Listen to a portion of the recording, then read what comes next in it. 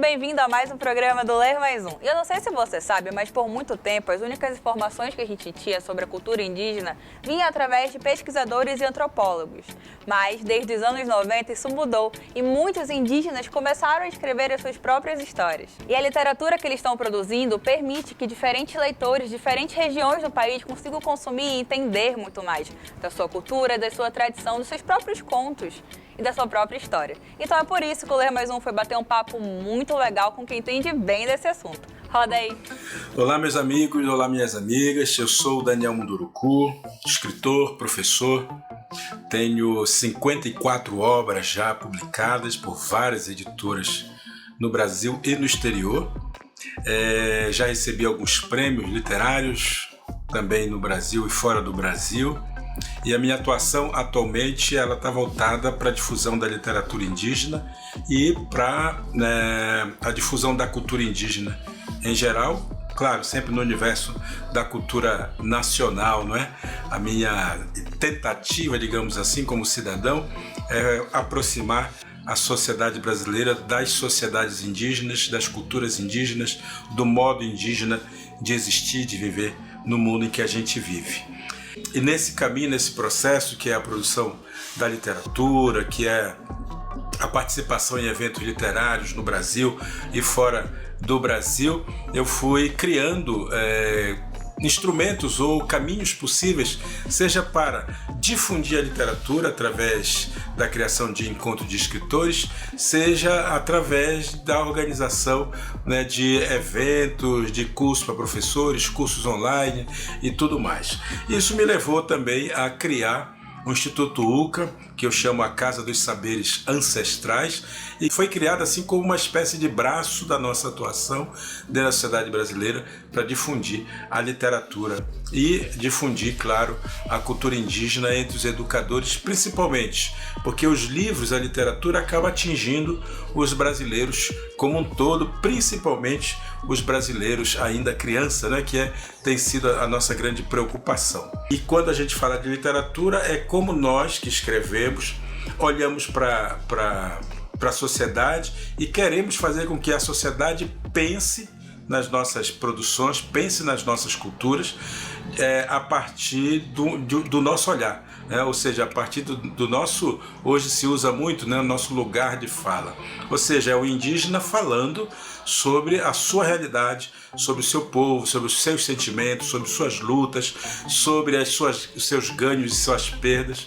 É o indígena dono da sua voz, falando a sua voz para que todas as pessoas possam ouvir da boca dele.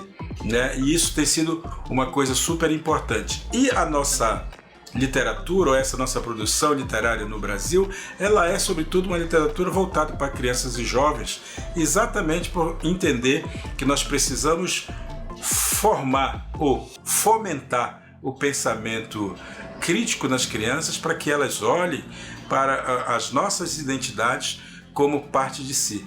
Ora, a leitura de livros de literatura indígena é fundamental justamente para a gente poder criar essa consciência crítica, essa consciência cidadã. Existem hoje no Brasil cerca de 60 autores indígenas, é um número bastante grande, são mais de 200 títulos produzidos por esses autores, ou seja, ninguém pode dizer que não existe literatura indígena ou que não existe uma produção indígena efetiva e que não possa tomar conta ou tomar contato com essa literatura. Pode sim. Eu estimulo sempre as pessoas a lerem livros de autores indígenas porque é uma leitura ou uma literatura que fala muito mais para o nosso interior, para o nosso espírito, para a nossa alma, do que propriamente para a nossa cabeça. Porque entender com a cabeça é fácil. O difícil é fazer com que esse conhecimento que mora na nossa cabeça, ele escorregue para o nosso coração e se encontre com a nossa ancestralidade. Portanto, procurem livros de autores indígenas. Procurem livros que permitam vocês a se conhecer, a um autoconhecimento, porque esse autoconhecimento vai te levar exatamente a descobrir qual a sua ancestralidade.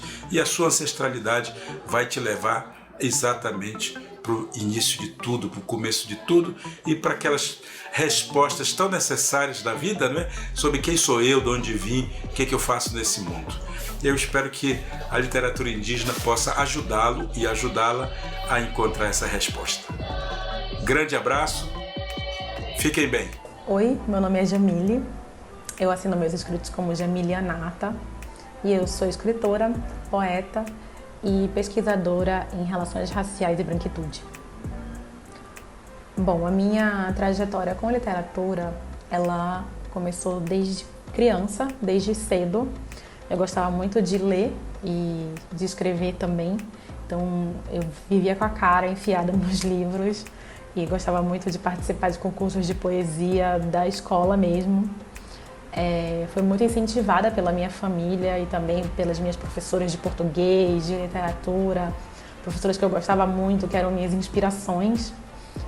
E isso se estendeu até o ponto em que eu também fiz faculdade de letras na UFAM, letras de língua inglesa, por 1 ano e meio mais ou menos, mas acabei mudando de área e largando essa faculdade, apesar de que essa paixão pela literatura nunca morreu, né? E pela escrita também, né? O projeto de literatura indígena no Amazonas, alguns caminhos levaram a ele, né? Não foi só uma coisa.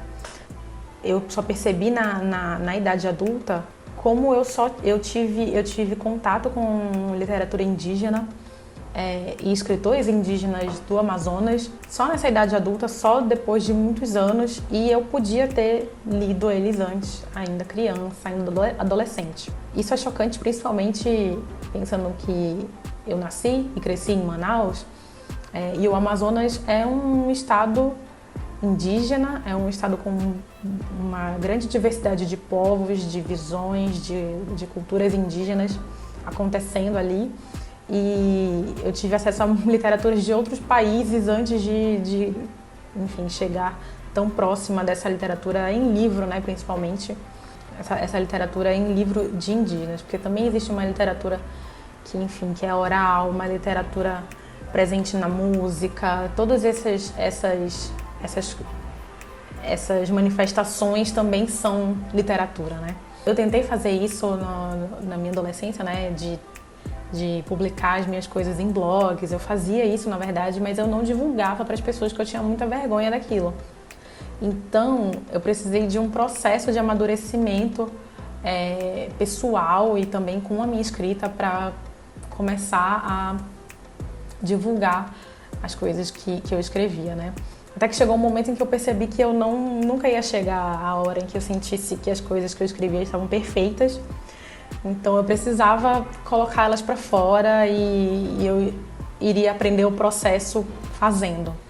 Compartilhar as coisas que eu escrevo na internet hoje tem mais a ver com coisas que eu preciso dizer, coisas que eu preciso escrever, né? Não necessariamente dizer que nem tudo que eu escrevo é necessariamente sobre vivências minhas, a maior parte mas eu também gosto de imaginar e pensar e sentir outros mundos, que são outros mundos possíveis. Mas esse compartilhamento vem dessa necessidade de tirar isso de mim. Acho que eu até já falei para algumas amigas assim que eu não quero ter nenhuma doença relacionada a guardar coisas para mim. Então a escrita é esse lugar de escape também, de não guardar nada para mim, não guardar nada nesse corpo, né? E nisso eu sinto que tem um pouco de influência das primeiras escritoras indígenas das quais eu entrei em contato, como a Eliane Potiguara e a Graça Graúna. Elas trouxeram para mim essa visão de que a gente consegue falar sobre várias coisas ao mesmo tempo. Nosso corpo é um território de muitos acontecimentos. Eu também fui muito feliz assim, de ter minha obra numa antologia, que é a Antologia Poesia Indígena Hoje, inclusive com a participação da Eliane Potiguara. A Eliane Potiguara é a poeta homenageada dessa antologia, com a Graça Graúna também. Então me sinto muito sortuda de ter algo meu publicado junto com nomes que eu respeito tanto, né? Não só elas, mas como outros parentes também. Existe uma lei criada lá em 2018 que determina o ensino da história e da cultura indígena nas escolas. Infelizmente, mesmo 10 anos depois, isso não é uma realidade. Muitos pesquisadores acreditam que é por parte da própria desinformação dos próprios professores. A boa notícia é que mais obras e livros têm sido publicados e tem muito material na internet que ajuda a contar essas histórias. Meu nome é Cláudia, sou indígena da etnia Baré e na língua Nhangatu, que é a língua imposta ao meu povo, meu nome é Suri, que quer dizer uma pessoa alegre e feliz. Então, gente, eu sou, como eu falei anteriormente, sou professora e formada pela UEA em pedagogia. Então, assim, eu venho já de muito tempo no movimento indígena, né? Eu conheci primeiramente os indígenas de base. Eu costumo dizer que eu sou uma pessoa muito abençoada por Tupana, né? Porque primeiramente conheci os indígenas de base e depois vim conhecer o próprio movimento da cidade de Manaus. Então, assim, eu me sinto uma pessoa privilegiada porque dentro do Parque das Tribos eu tive o início para implantar a educação escolar indígena. E foi bem aceito na comunidade. Eu tive o apoio da própria comunidade e principalmente das lideranças, que sofri várias discriminações por ser indígena, por ser mulher. Então, assim, e isso, gente, isso me fortalece. Hoje em dia eu não tenho do que me queixar, assim, porque eu me tornei o que eu sou, uma mulher forte, né? Uma mulher forte, uma mulher determinada, uma mulher de iniciativa. Eu não tenho medo de enfrentar os obstáculos que a vida nos propõe, seja ela na nossa vida particular e seja também na vida profissional e também na nossa vida de militância nas questões indígenas. Como trabalhar assim com as crianças nesse contexto, né? Porque exige-se da criança e é por direito que ela também esteja no ensino regular.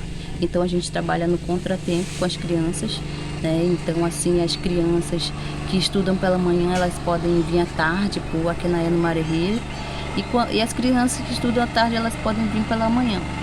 E assim, vocês sabem que na educação escolar indígena não é um ensino, digamos assim, tradicional, ele não é comparado com o ensino regular, por isso que é uma educação diferenciada. E aí a gente trabalha principalmente na prática, né? A gente trabalha na prática, seja a língua, seja a dança, seja o artesanato, mas só que no meu caso eu também dou um pouco de aula teórica para eles, né? Por mais que muitos deles achem assim enjoativo as aulas teóricas, quem que não acha, né, gente? Então, mas assim, a gente tenta arrumar as estratégias para que a gente possa envolver os jovens, as crianças, né? E também as mulheres com que a gente trabalha. E quando tem grandes eventos, a gente tenta envolver toda a comunidade, porque a gente sabe que a nossa diversidade cultural ela é muita, então as mulheres elas têm os grupos, os jovens têm os seus grupos de danças indígenas, para que a gente possa incluir a todos eles, né? Porque justamente por causa disso, que cada um tem a sua diversidade, muitas das vezes outras etnias se juntam com o outro, mas sempre com o intuito e sempre com o objetivo de fortalecimento da cultura indígena, porque isso sim, né? Isso que é o nosso principal objetivo, fazer com que o jovem, fazer com que a mulher, a criança não tenha vergonha de se identificar como indígena, mesmo que seja num contexto urbano. Na verdade, eu como professora, eu como pedagoga, eu tenho uma opinião assim já formada sobre a educação escolar indígena, sobre a própria educação indígena, que na verdade era para há muito tempo existir educação escolar indígena na grade curricular, desde os primeiros anos iniciais com que a criança esteja, porque ela já tem que saber de onde ela veio, a sua origem. Sabe, gente, eu acho um absurdo assim, muitas das vezes em Manaus, que é a grande maloca, né, que é a grande aldeia, que ainda não tenha, né, a educação indígena nas grades curriculares.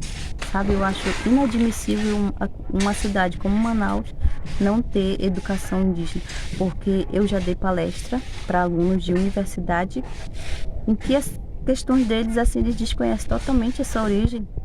Por que será? Falta de informação, né? Então, hoje em dia a gente vê muita gente vindo fazer pesquisas, né, fazendo perguntas, até para mim mesmo, sobre isso, gente. Então, já era para existir há muito tempo educação indígena nas escolas do ensino fundamental, ensino médio, né, para que os jovens saibam a sua origem, a sua verdadeira origem, e isso contado por nós indígenas. Porque nós temos os nossos livros escritos por nós mesmos, entendeu? Nós temos a nossa própria história, que antigamente era oral, hoje não, hoje são escritos, hoje são filmados, hoje são colocados em notebook, em celulares, né? Então é muito acessível. Então, por que não ter educação indígena na grade curricular dos jovens, das crianças? Para elas saberem realmente a origem do Brasil, porque a origem do Brasil somos nós, povos indígenas, os nossos antepassados que aqui viveram, antes mesmo dessa grande invasão que existe hoje. Então, para mim, já deveria ter existido há muito tempo a educação indígena nas grades curriculares. Gente, eu espero que a educação, no contexto geral, ela seja uma educação levada a sério, muito sério. Nós precisamos de profissionais da educação que realmente leve a educação a sério, entendeu? Então, voltado para a nossa educação escolar indígena, ela tem que ser respeitada porque ela vai ensinar a nossa origem, a origem do povo brasileiro, né? Então, sinceramente, eu espero que haja profissionais capacitados para se trabalhar com os jovens, para se trabalhar com as crianças, porque um dos meus principais focos, que eu sempre falo, são os jovens. A gente tem que aprender a ouvir o que o jovem quer, né? A gente tem que pôr um limite, mas um limite com carinho para os jovens, porque os jovens hoje, eles estão assim, eles estão desorientados. Por que será? E a mãe, e o pai, e os professores desse jovem, porque nós professores, nós somos responsáveis também por isso.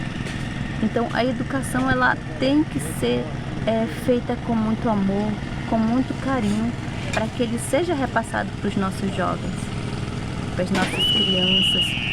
A gente como profissional da educação, nós temos que aprender a ouvir os nossos jovens e buscar exemplos dos nossos anciãos, para que possamos levar isso para uma sala de aula e para um ambiente escolar. É um pedido meu aí para os nossos profissionais da educação. Cueca Turetê, muito obrigada.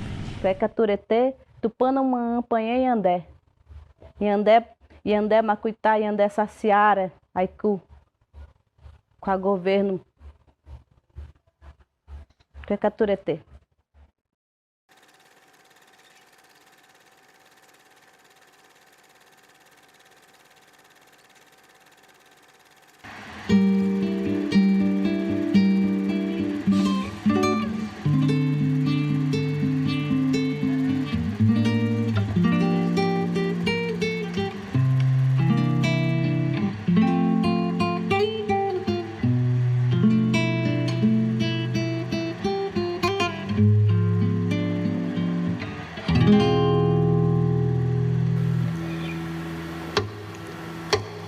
Finge não ser sonho, não acaba.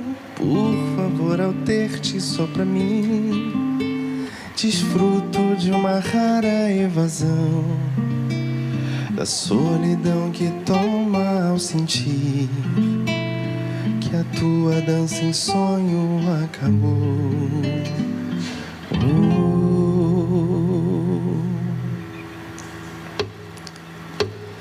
Ainda em sonho abro a caixinha da ilusão, perfeita como não houvesse vida além dali.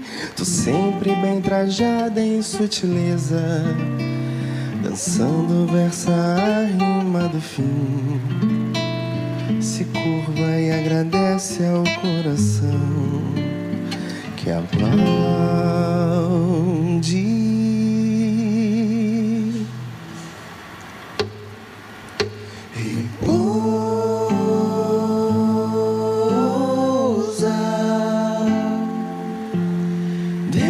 De mim,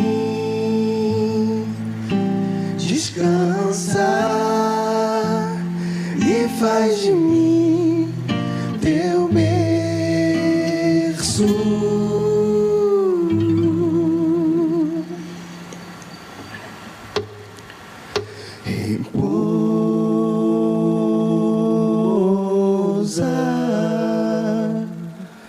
Dentro de mim,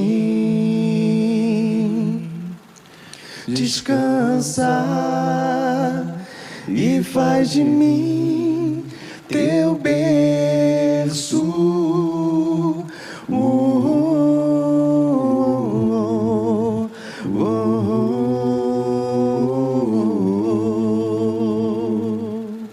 Olha, quisera eu ter tido uma aula dessas, viu? E por favor, não me entendam mal, eu não estou reclamando dos meus professores nem nada disso. Mas é porque eu sei que ter tido acesso à educação indígena lá atrás teria feito uma diferença enorme. E é por isso que é tão importante a gente continuar sempre focando nessa pauta. Agora é o momento mais legal. Tá vendo esse QR Code aqui na sua tela? É só você pegar o seu celular e apontar a câmera para ele. E aí você vai direto para a matéria do Portal Amazônia sobre ensaio fotográfico de formandos indígenas que viralizou lá no Pará. Então corre e confere essas fotos que são incríveis e super inspiradoras. Além disso, tem matéria sobre o encontro formativo de educação indígena que aconteceu recentemente aqui em Manaus.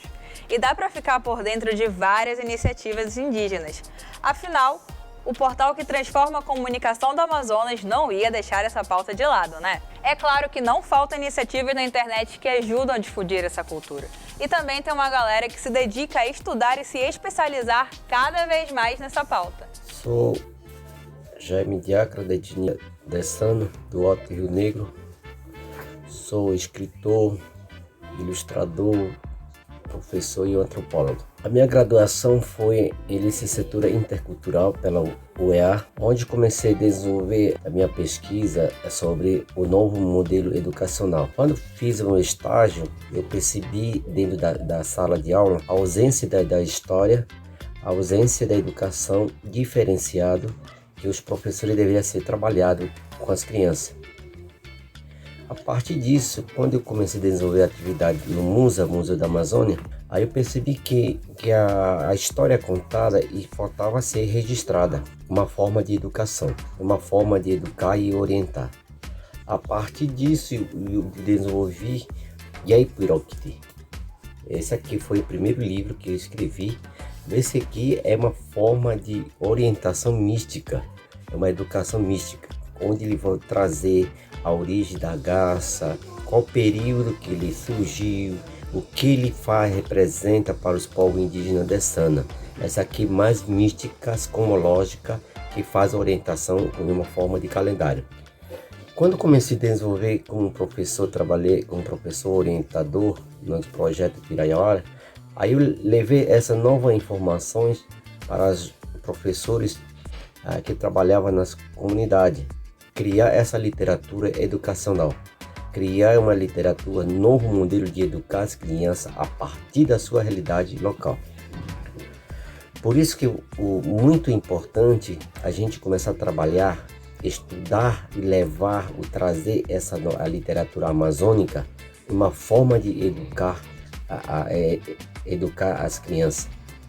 É muito importante você trabalhar contando as histórias, que é educação indígena, que seria a nova metodologia de educar as crianças. Essa aí é a educação pedagógica amazônica. Essa seria a pedagogia da Amazônia, que ele faz baseias fazendo ligações com animais, fazendo ligações com o universo, fazendo ligações com a terra. Isso que é muito importante para a gente trabalhar e estudar o Amazônia. No mestrado já fui desenvolvendo outro modelo de antropologia. O que é antropologia para os indígenas, com olhar dessano. Como é que eu posso desenvolver essa antropologia? É conhecido como apenas um conhecimento, não como uma ciência. Aí, a partir disso, desenvolvi esse projeto chamado Garpi, bebida ayahuasca, onde eu fiz essas leituras cósmicas, como que ele faz acesso a esse mundo para outro mundo. Isso que foi muito importante, descobrir uma forma de dizer que o conhecimento indígena não é apenas uma contação de história, ela faz parte de uma ciência as ciências humanas, ciência da natureza, ciência do fenômeno. Por isso que o conhecimento indígena é de suma importância fazer uma leitura milenar. Isso que a antropologia traz hoje para nós desenvolver essas grandes importâncias cósmicas, viajar esse mundo para outro mundo e trazer do outro mundo para esse mundo, que o mundo entenda o que é saberes indígenas, o que é a sabedoria indígena, o que é conhecimento indígena específico. Isso que é hoje essas místicas, até hoje podemos entender a sabedoria indígena como literatura, a sabedoria indígena pode ser entendida como os rituais, a sabedoria indígena pode ser entendida como os grafismos, ou seja, as tecnologias de conhecimento indígena, do indígena em um novo contexto da leitura antropológica, sociológica, filosófica, assim por diante. Essa é a minha contribuição como escritor. O que é importante entender literatura indígena, como educar e ensinar a criança dentro das suas próprias aldeias, criando a sua nova metodologia pedagógica de conhecimento indígena dentro da sua aldeia. E ainda que as publicações de autores indígenas sejam muito recentes, essa literatura existe muito tempo antes de ser colocada em papel ou transformada em livro. E é por isso que é nosso dever mantê-la viva. E a você aí de casa, muito obrigada por me acompanhar até aqui mais uma vez. É sempre uma honra poder estar aqui contigo. Você já sabe, né? Mas é sempre legal repetir. Então segue a gente nas redes sociais. Aqui tem o Instagram, Facebook, o nosso canal no YouTube. Se você já está aí no YouTube, sempre um beijo muito especial para você. Já deixa aquele like para mim, conta aqui nos comentários o que você achou desse programa. Pode rever os outros programas também, que tá tudo aqui no nosso canal. Conversa com a gente, vamos trocar uma ideia. No mais, gente, muito obrigada de verdade mais uma vez. Um abraço virtual em todo mundo. Até a próxima!